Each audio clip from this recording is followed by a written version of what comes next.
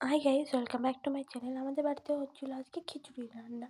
এটা ছিল বাঁধাকপি, তারপরে ছিল পেঁয়াজ কুচি, তারপরে ছিল সবজি, ওখানে ছিল পালং কুচি। এখানে দিদি সবগুলো ধুয়ে ধুয়ে তুলছিল, তারপরে আখায় দিয়ে দিয়েছিল জল গরম করতে খিচুড়ি চাপাবে বলে। তারপরে খিচুড়ি চাপিয়ে দিল। এখানে জেঠিমা টমেটোগুলো কুচি কুচি করে দিয়ে দিচ্ছে খিচুড়ির মধ্যে। তারপরে খিচুড়িটা রান্না করা হলো এবং আমরা সবাই খেতে বসে পড়েছিলাম। আমাদের বাড়িতে অনেকেই এসেছিল এই খিচুড়িটা খেতে, সবাই বসে বসে খিচুড়ি খাচ্ছিল। তারপরে এই বাচ্চাগুলো আসলো খিচুড়ি খেতে। তারপরে আমি আর পাপা যাচ্ছিলাম আমাদের জেঠিমাদের বাড়িতে খিচুড়ি দিয়ে আসতে। যে জেঠিমাদের বাড়িতে গিয়ে দেখি কেউ নেই, পুরো বাড়িটাই ফাঁকা। জেঠিমাদের আমি এদিকে যাচ্ছিলাম। তারপরে রাত্রেবেলায় ফুচকাওয়ালা এলো, সবাই মিলে এখানে ফুচকা খাচ্ছিল আর আমি এখানে দাঁড়িয়েছিলাম ফুচকাওয়ালার সামনে।